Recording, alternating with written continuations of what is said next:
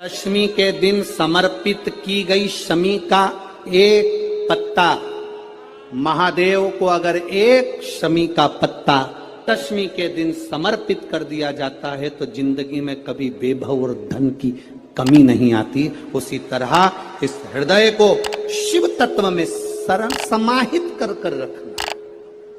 शमी का पत्र है, एक पत्ते में 14 करोड़ सोने की मुद्रा का फल होता है। उस दशमी के दिन जो एक शमी का पत्र भूलवश भी महादेव को समर्पित कर दे, उसकी जिंदगी में कभी संपदा की कमी ना आए। एक शमी का पत्र, एक शमी का पत्ता 14 करोड़ सोने की मुद्रा से प्रबल हो जाता है। शमी के वृक्ष के नीचे, बेलपत्री के वृक्ष के नीचे अगर भूल से भी बच्चा, बूढ़ा, कोई व्यक्ति एक पार्थिव शिवलिंग का निर्माण कर लेता है, भूलवश भी उस पे जल समर्पित कर देता है, भूलवश भी उसके भाव से पुष्प या शमी पत्र या बेलपत्र भी चढ़ा देता है, तो वो इस संसार में कहीं ना कहीं सुख भोगता ही है, उसके जीवन में दुख नहीं। प्रयास करा करो, अगर घर में संपदा लक्ष्मी नहीं आ रही हो, व्यापार व्यवसाय नहीं चल रहा हो, नौकरी सर्विस नहीं मिल रही हो, बहुत तकलीफ हो, 7 बेलपत्री केसर को घिसकर चंदन बनाकर बेलपत्री पर बीच वाली पत्ती पर ओम लिखना है। दोनों पत्तियों पर भी एक आद्यशक्ति जगदम्बा के नाम की केसर की बिंदी लगाना है, दूसरे में श्री गणेश रिद्धि सिद्धि के नाम की बिंदी लगाना है। शिव जी पर समर्पित करते जाना, शंकर को चढ़ाते जाओ। जल के पात्र में थोड़ा सा शहद, गंगा जल उसमें डालकर, पात्र में जल लेकर उसमें थोड़ा सा शहद, गंगा जल डालकर भगवान शंकर को कुंदकेश्वर महादेव के नाम से, कौन से महादेव? कुंदकेश्वर। कहते हैं बहुत बांधाओं में जब व्यक्ति पड़ जाता है, बहुत बांधाओं में जब व्यक्ति चला जाता है, कुछ ना कुछ समस्याओं में जब व्यक्ति फंसा रहता है, पड़ा रहता है, तो कुंदकेश्वर महादेव का स्मरण करना चाहिए। दूध, कच्चा दूध केवल शिवलिंग पे चढ़ाना चाहिए या पूरे शिव परिवार पे चढ़ाना चाहिए? प्रश्न अच्छा है। और शिव महापुराण की कथा, रुद्राक्षोत्सव चल रहा है, तो आप उसको समझें। दूध केवल शिवलिंग पे चढ़ाना चाहिए या जो शिवलिंग के आसपास में सभी परिवार विराजमान होता है उस पे भी चढ़ाना चाहिए? अगर लिंग पुराण आप उठाकर देखेंगे तो लिंग पुराण में एक बड़ा सुंदर संवाद आता है जिसमें जो वर्णन किया गया है कि उसमें लिंग पुराण के अंतर्गत एक पीले शिवलिंग का वर्णन आता है कि पीला जो शिवलिंग होता है उस शिवलिंग का भाव कितना सुंदर बताया गया है। उसमें व्याख्यान वर्णन में आप अगर पढ़ेंगे, देखेंगे लिंग पुराण के अंतर्गत, तो उसमें आता है कि दूध जब आप देव अधिदेव महादेव के शिवलिंग पर समर्पित करते हो तो शिव महापुराण की कथा कहती है, लिंग पुराण कथा कहती है, नर्मदा पुराण, स्कंद पुराण, पद्म पुराण, अग्नि पुराण, सारी पुराणे वर्णन करती है, वराह पुराण, ब्रह्मवेत्ता पुराण, ये जितनी पुराणे सब वर्णन करती है कि जब शिवलिंग पर हम दूध चढ़ाते हैं तो केवल शंकर भगवान के शिवलिंग पर दूध चढ़ा देने से संपूर्ण परिवार पर दूध चढ़ जाता है। अलग से हमें कहीं चढ़ाने की जरूरत नहीं, अलग से हमें कहीं दूध ले जाकर चढ़ाने की जरूरत नहीं कि हमें गणेश जी को अलग से चढ़ाना पड़ेगा, देवी जी को अलग से चढ़ाना पड़ेगा, कार्तिकेय जी को अलग से चढ़ाना पड़ेगा या नंदी को अलग से चढ़ाना पड़ेगा। आपको ज्ञात होना चाहिए कि शंकर भगवान पर चढ़ाया गया थोड़ा सा भी दूध, जल जो हम भगवान शिव को समर्पित कर रहे हैं वो केवल शिव के लिए नहीं रहता, केवल भगवान शंकर के लिए नहीं है, वो स्वयं 33 कोटि देवताओं को समर्पित हो जाएगा। स्वयं 33 कोटि देवताओं को एक लोटा पानी बेलपत्री आप शिवलिंग पर पहले चढ़ा रहे हैं, उसके बाद जल चढ़ा रहे हैं। दूसरा, जल चढ़ाने के बाद बेलपत्र चढ़ा रहे हैं। ये दो अलग अलग क्रम है शंकर भगवान की पूजन के। आप समझ लीजिएगा जरा, ये प्रसंग कभी नहीं आया, आज आया है तो उसको समझ लीजिए।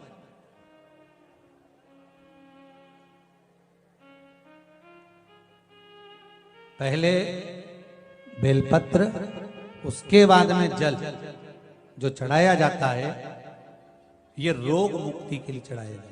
आप शिव मंदिर में जाकर दर्शन करेंगे तो दो चीजें अपने को दर्शन करने को मिलेगी। एक, भक्त आता है शंकर जी के मंदिर में, लोग भाव से पहुंचते हैं तो पहले वो क्या करते हैं, पहले बेलपत्री चढ़ा देते हैं, फिर जल चढ़ा देते हैं। और एक भक्त जो शिव मंदिर में पहुंचता है, पहले जल चढ़ाता है, फिर बेलपत्र चढ़ाता है।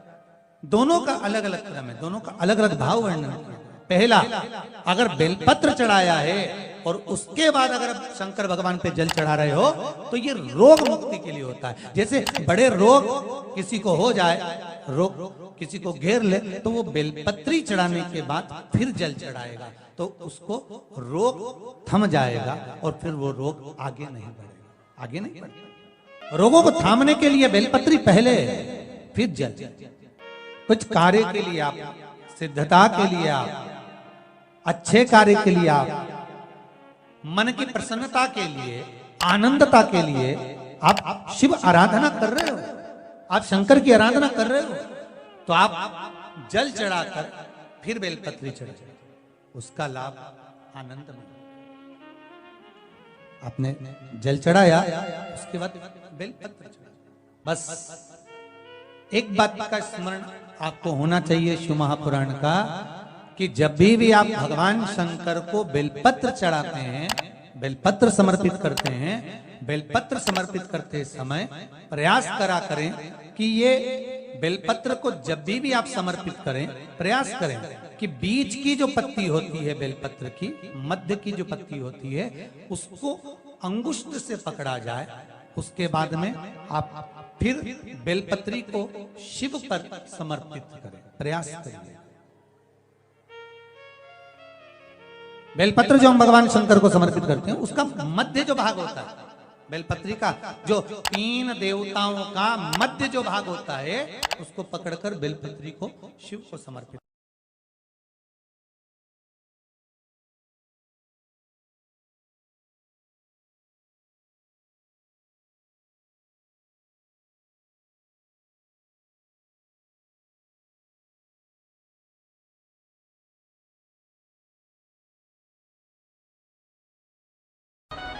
सोमवार की अष्टमी पड़ जाए,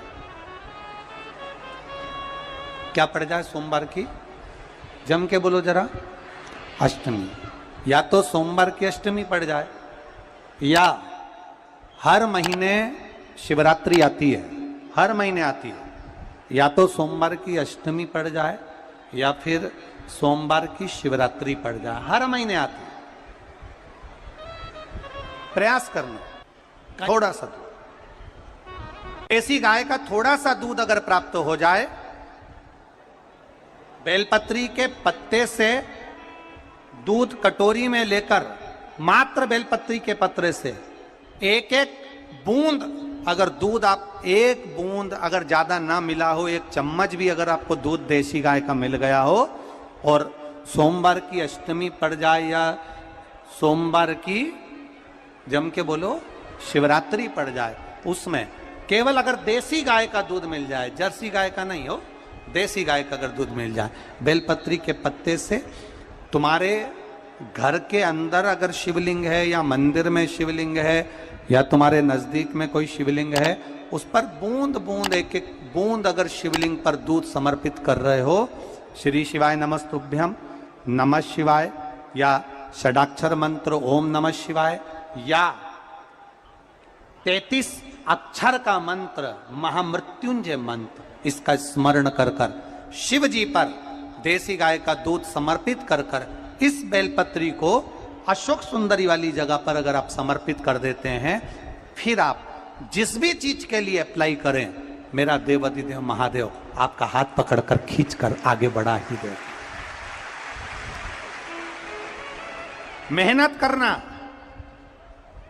कर्म पूरा करना, पढ़ाई अच्छी करना, और पढ़ाई के साथ में विद्या अध्ययन करने के साथ में अच्छी मेहनत के साथ में देसी गाय का दूध भगवान शंकर को समर्पित करना, भगवान शंकर को समर्पित करना। देसी गाय का दूध धीरे धीरे धीरे धीरे समर्पित करना, भावों के साथ आप समर्पित करें। देसी गाय का दूध एक एक बूंद समर्पित करिए, धीरे धीरे समर्पित करें। और देसी गाय का दूध जब धीरे धीरे समर्पित करें, बड़े रास्ते से आनंद से धीरे धीरे जब आप समर्पित करेंगे, बेलपत्री वही दूध में सनी हुई बेलपत्र, अशोक डंडी का भाग शिवलिंग की ओर नहीं होना चाहिए। उस समय पर डंडी का भाग जहां से पानी बहकर जाता है अशोक सुंदरी की ओर से, वहां पर होना चाहिए। कार्य में सफलता मिलती ही है। शिव तत्व को धारण कर। सोमवार की अष्टमी का मतलब आपको इंदौर की कथा में बताया था, जिस दिन शंकर और पार्वती के मिलन का दिवस हो, और केवल एक माता पार्वती के अकेले मिलन का नहीं, 64 योगनिया तक भगवान शंकर से मिलने के लिए आती है। पीला चंदन लगा लेना। कितना लगाना है? बीच वाला जो पत्ता है उस पर पीला चंदन। जब आपको लगे कि मेरा जीवन बहुत कष्टमय है, अब ये रोग, अब ये कष्ट दूर ही नहीं हो रहा, अब ये आए दिन तकलीफ पर तकलीफ बढ़ती जा रही है, आए दिन रोग बीमारी, पैसा घर में बच नहीं रहा, बहुत कष्टमय जीवन है, इसमें लगाओ पीला चंदन बेलपत्री की बीज पत्ती पर। महाराज, और बीज पत्ती पर जब चंदन लग जाए, लगने के बाद में ये दोनों पत्ती पर लाल चंदन लगा लीजिए। इन दोनों पत्ती के बीच में जो डंडी का भाग होता है, आपको कहा था, आपको स्मरण में होगा शायद, हमने जब बेलपत्री की महत्वता बताई थी तो उस बेलपत्री की महत्वता में कहा था ब्रह्मा विष्णु महेश ये 3 हैं, बोला था। बीच में ये बड़ी पत्ती से लेकर जो 2 पत्तियां होती हैं, इनके बीच में जो जगह बचती है, इसमें मां पार्वती के 64 योगनिया, मां पार्वती अपनी पूर्ण सिद्धि के साथ में जितनी भी देवी के स्वरूप हैं, वो माता 64 योगनिया देवी के स्वरूप में यहां पर विराजमान होती हैं। 2 पत्ती के नीचे से जो डंडी होती है नीचे तक, ये पूरी डंडी में 33 कोटि देवी देवताओं विराजमान होते हैं इस पूरी डंडी के अंदर।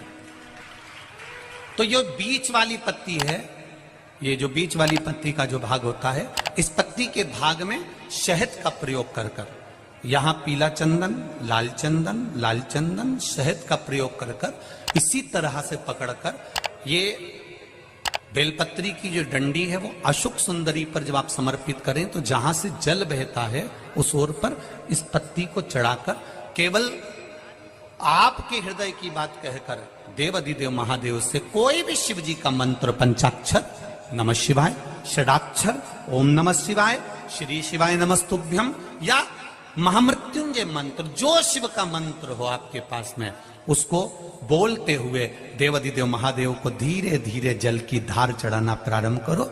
जल की धार जब पूर्ण होने लगे, उसमें थोड़ा जल बचे, तब अशोक सुंदरी पर जो तुमने बेलपत्र चढ़ाई है वहां उस जलधार को चढ़ा। ये प्रयोग आपको केवल सोमवार की अष्टमी पढ़ने पर ही करना है। कौन से दिन करेंगे? जम के बोलिए जरा। सोमवार की अष्टमी पढ़ने। और धतूरे का फूल,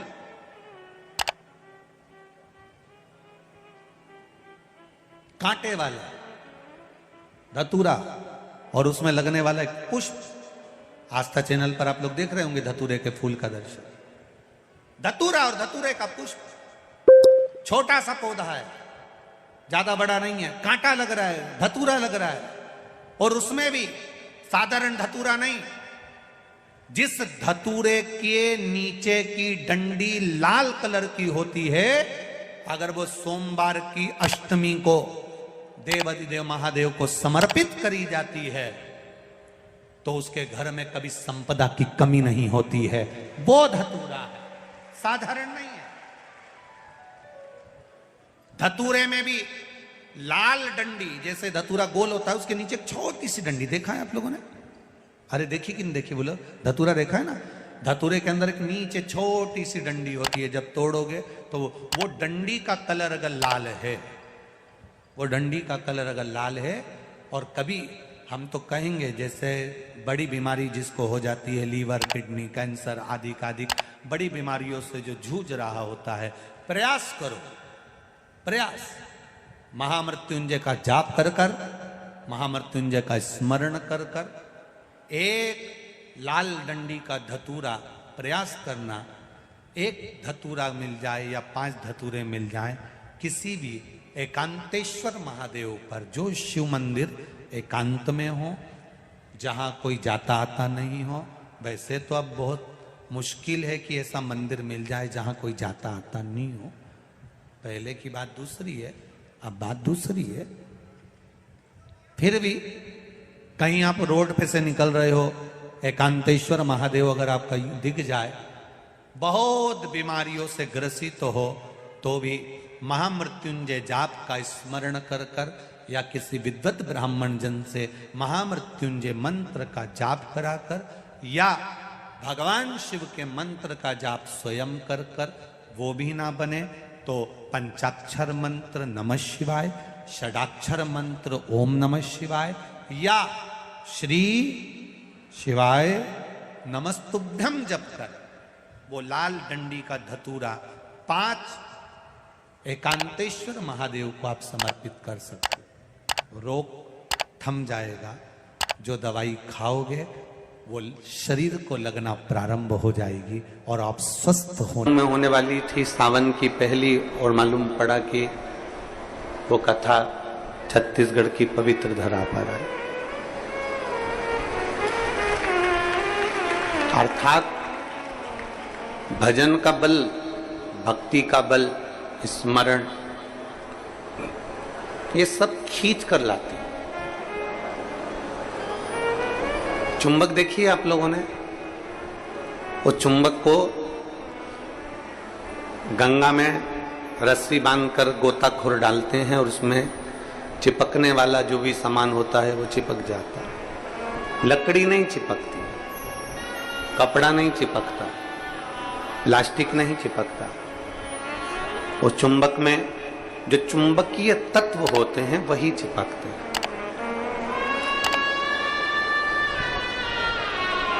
हम तो ये मानते हैं कि सावन के महीने में भी भोलेनाथ, एक जैसे लोग गंगा जी में चुंबक फेंकते हैं और उसमें जो चिपक गया वो चिपक गया, उसी तरह भोलेनाथ भी सावन के महीने में शिव महापुराण रूपी चुंबक को डालकर हिलाते रहते हैं। किसके भाग्य में है और कितने लोग चिपक सकते हैं ये उसी को मालूम है।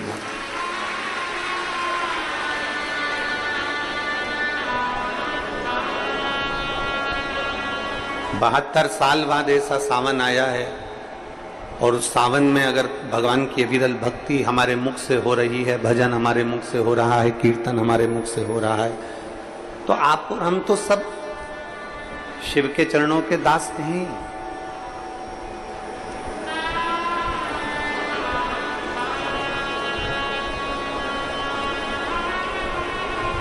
कहते हैं, शिव महापुराण की कथा कहती है, नौकरी ऐसी होना चाहिए, सर्विस ऐसी होना चाहिए जहां जाने का मन करे। ऑफिस में तुम बैठते हो और दिन भर क्लेश मचे, फाइल तुम पढ़ते हो और फाइल उठाते से तुम्हारे को मानसिक टेंशन आ जाए, जरा जरा सी बात में चिंता खड़ी हो जाए, तो वो ऑफिस जाने का मन नहीं करता, नौकरी पर जाने का मन नहीं करता। नौकरी ऐसी हो जहां जाने का मन करे, और घर ऐसा हो जहां वापिस आने का मन करे। तो समझ, घर में अगर क्लेश हो रहा है, बहुत अशांति हो रही है, बहुत लड़ाई हो रही है, बहुत विवाद हो रहा है, कहीं सास का मुंह फूला रहे, कहीं बहू का मुंह फूला रहे, कहीं बेटे का, कहीं बेटी का, कहीं माँ का, कहीं पिता का, कहीं भाई, कहीं बंधु, इनके मुंह फूले रहे तो घर में आने का मन नहीं करता। पत्नी का दिन भर मुंह फूला रहेगा तो पति का घर आने का मन नहीं करेगा। माँ बाप का अगर मुंह फूला रहेगा तो बच्चों का घर आने का मन नहीं करेगा। नौकरी ऐसी हो जहां जाने का मन करे। मन करे आपका कि मुझे बड़े उत्साह से जाने का।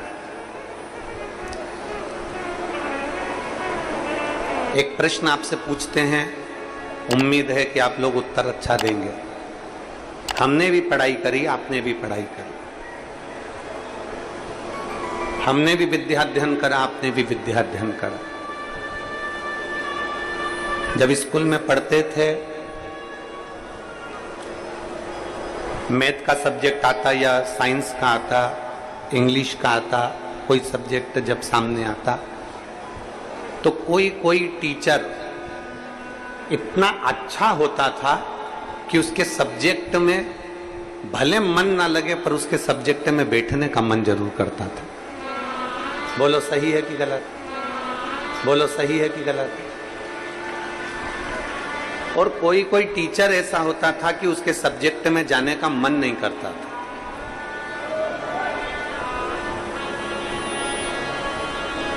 उनके सब्जेक्ट में जाने का मन नहीं करता। कोई टीचर इतना अच्छा, बहुत प्रेम से, बहुत स्नेह से, बहुत लाड़ प्यार से पढ़ाता है, बहुत स्नेह से पढ़ाता है तो उसके यहाँ जाने का मन कर जाता है। और कोई टीचर ऐसा होता है कि वो पढ़ाता है पर उसके अंदर इतना क्रोध, इतना गुस्सा है, कहीं मारना, कहीं ठोकना, कहीं अपशब्द कहना, कहीं कुछ कहना, तो मन ही नहीं करता कि उस टीचर के पास में जाकर बैठा। पढ़ना है आपको, सारे सब्जेक्ट पढ़ना है आपको, और प्रत्येक सब्जेक्ट को आपको तैयार करना है, प्रत्येक सब्जेक्ट आपको पढ़ना है, पर आप उस टीचर के सब्जेक्ट में नहीं जाओगे। प्रत्येक सब्जेक्ट आपको पढ़ना है, प्रत्येक सब्जेक्ट आपको धारण करना है, पर आप उसके सब्जेक्ट में नहीं पहुंचोगे। बस जैसे स्कूल में कोई टीचर अच्छा है तो उसके सब्जेक्ट को पढ़ने के लिए आप जरूर जाते हो, उसी तरह नौकरी ऐसी हो जहां जाने का मन करे आपका।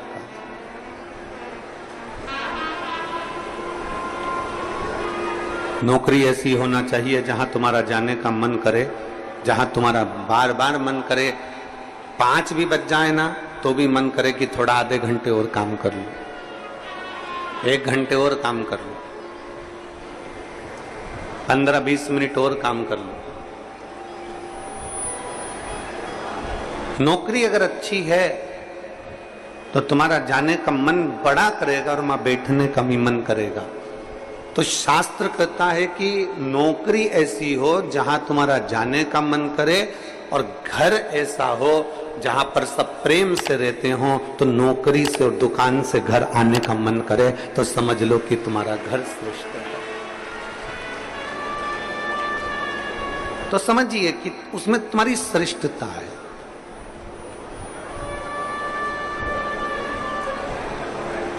जरा सी बात में अगर क्लेश हो रहा है, जरा सी बात में अपशब्द बोले जा रहे हैं, तो वो श्रेष्ठता नहीं करता। लोरमी वालों ने भी बहुत व्यवस्था कर रखी थी, परंतु कीचड़ इतना है, मिट्टी काली है, पानी पड़ा हुआ है, इसलिए प्रशासन भी उस चीज को हाँ नहीं भर पाया, क्योंकि उनको दिखता है कि इतना लाखों में। अब आप देखिए कि 3 पंडाल बड़े बड़े डूम भरे पड़े हुए हैं, उधर भी बाहर भक्त हैं, उधर भी बाहर भक्त हैं, और इधर देखोगे तो चारों तरफ बाहर पूरे के पूरे भक्त भरे पड़े हुए हैं। प्रशासन भी ये चीज देखता है कि इतने शिव भक्त आएंगे तो वो आराम से कथा सुने, आराम से रहें, आराम से खाएं, आराम से अपना भजन कीर्तन करें, और आराम से कथा श्रवण कर कर अपने अपने घर को जाएं, किसी को कोई कष्ट ना हो। ये प्रशासन भी देखता।